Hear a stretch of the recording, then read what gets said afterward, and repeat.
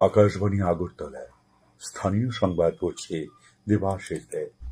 ভারতীয় রেলওয়ে তৎকাল ticket booking পদ্ধতিতে গুরুত্বপূর্ণ পরিবর্তনের ঘোষণা করেছে।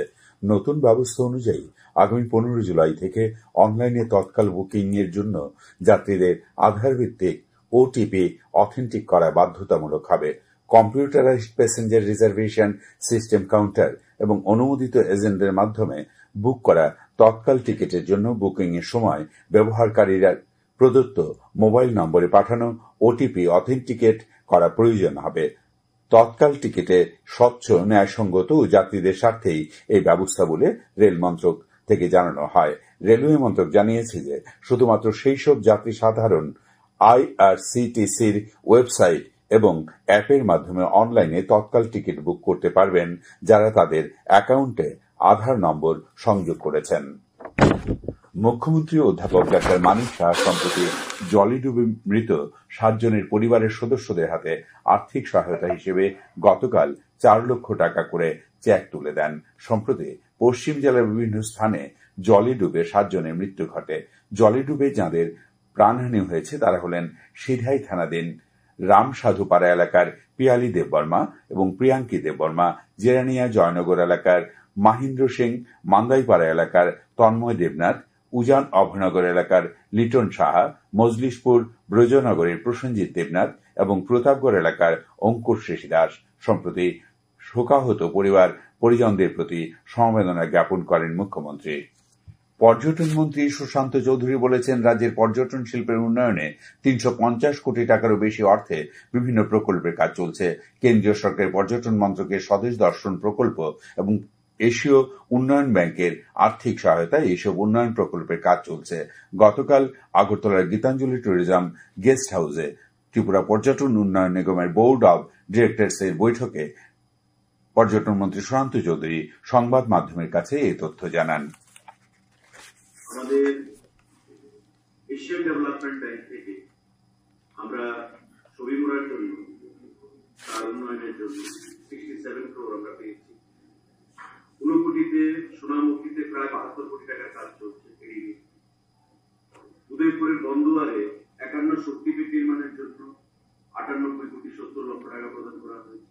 কেন্দ্রীয় সরকার অপরিশোধিত ভোজ্য তেলের উপর মৌলিক কাস্টমস শুল্ক 20% থেকে কমিয়ে 10% করেছে।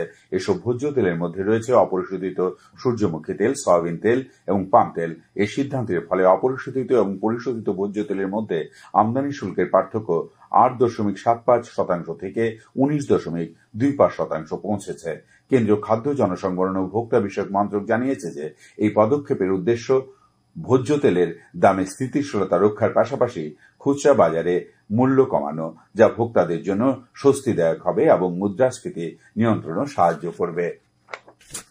কৃষি ও বিদ্যুৎ মন্ত্রী রতনলাল নাথ বলেছেন, প্রধানমন্ত্রী নরেন্দ্র মোদীর নেতৃত্বাধীন 11 বছরের শাসনকালে ভারত বিশ্বের 4র্থ অর্থনীতির দেশ হিসেবে পরিগণিত হয়েছে। মশলা, তুলা, ডালশস্য, দুধ উৎপাদনে ভারত এখন শীর্ষস্থানে। গতকাল কুমারঘাটে বিজেপির মন্ডল কার্যালয়ে আয়োজিত সাংবাদিক সম্মেলনে তিনি এই কথা বলেন।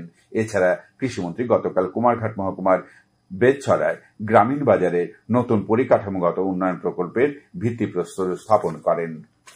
প্রধানমন্ত্রী নরেন্দ্র মোদীর নেতৃত্বে এনডিএ সরকারের বিকশিত ভারতের অমৃতকাল সেবা, সুশাসন, গরিব কল্যাণে 11 বছরের কর্মসূচি সম্পর্কে বিজেপি ছামনু মণ্ডলের উদ্যোগে গতকাল ছামনুতে এক মত বিনিময় সভা ও সম্বর্ধনা অনুষ্ঠানের আয়োজন করা। অনুষ্ঠানের উদ্বোধন করেন বিধায়ক শম্ভুলাল চাকমা। তিনি বলেন, প্রধানমন্ত্রী নরেন্দ্র মোদীর নেতৃত্বাধীন কেন্দ্রীয় সরকারের সময়কালে ভারতবর্ষে এক নতুন যুগের সূচনা হয়েছে। মহিলা, স্বাস্থ্য, শিক্ষা, শিল্প সহ প্রতিটি গুরুত্বপূর্ণ স্তরে দেশ বিকাশ ও অগ্রগতির মুখ দেখেছে। মৎস্য প্রাণী সম্পদ বিকাশ মন্ত্রী সুশান্ত দাসের পৌরোহিত্যে গতকাল বিলুনিয়া সার্কিট হাউসে এক পর্যালোচনা বৈঠক অনুষ্ঠিত হয়। বৈঠকে মৎস্য চাষ ও প্রাণী সম্পদ বিকাশে সরকারের গৃহীত বিভিন্ন পদক্ষেপ নিয়ে পর্যালোচনা করা হয়। উপস্থিত ছিলেন বিধায়ক দীপঙ্কর সেন, অশোক কুমার মিত্র, মাইলামফ্রু মগ, স্বপ্না মজুমদার, সচিব দীপা ডি নায়ার, দক্ষিণ জেলা পরিষদের সভাধিপতি দীপক দত্ত, জেলা শাসক মোহাম্মদ সাজ্জাদ পি ও অন্যান্য আধিকারিকরা। রাজ্য বিধানসভায় এসটি ওবিসি মাইনরিটি কমিটির এক প্রতিনিধি দল গতকাল পশ্চিম জেলার 11টি আবাসিক হোস্টেল পরিদর্শন করেন। কমিটির চেয়ারম্যান বিধায়ক রঞ্জিত দাস জানান, পরিদর্শনকালে তারা হোস্টেলগুলির পরিকাঠামো গত সমস্যা সম্পর্কে অবহিত হন। শ্রী দাস জানান, সমস্যা নিরসনে দ্রুত প্রয়োজনীয় ব্যবস্থা গ্রহণ করা হবে। পরিদর্শনকালে কমিটির সদস্য বিধায়ক অন্তরা দেব সরকার, মাইলা ফ্রুমক, পাঠানলাল জমাতিয়া প্রমুখ উপস্থিত ছিলেন। আবহাওয়ার খবর। আজ দুপুর পর্যন্ত আবহাওয়ার পূর্বাভাসে জানানো হয়েছে, আকাশ অংশত মেঘলা থাকবে, বজ্রবিদ্যুৎ সহ হালকা থেকে মাঝারি ধরনের বৃষ্টিপাতের সম্ভাবনা রয়েছে। সঙ্গে ঘন্টায় 30 থেকে 40 কিলোমিটার বেগে ঝড়ো হাওয়া বয়ে যেতে পারে।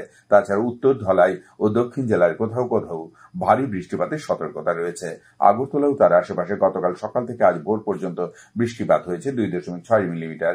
আগরতলায় আজ ভোরের সর্বনিম্ন তাপমাত্রা ছিল 26.2 ডিগ্রি সেলসিয়াস। দিনের সর্বোচ্চ তাপমাত্রা থাকবে 34 ডিগ্রি কাছাকাছি। স্থানীয় সংবাদ এখনকার মতো এখানে শেষ হলো।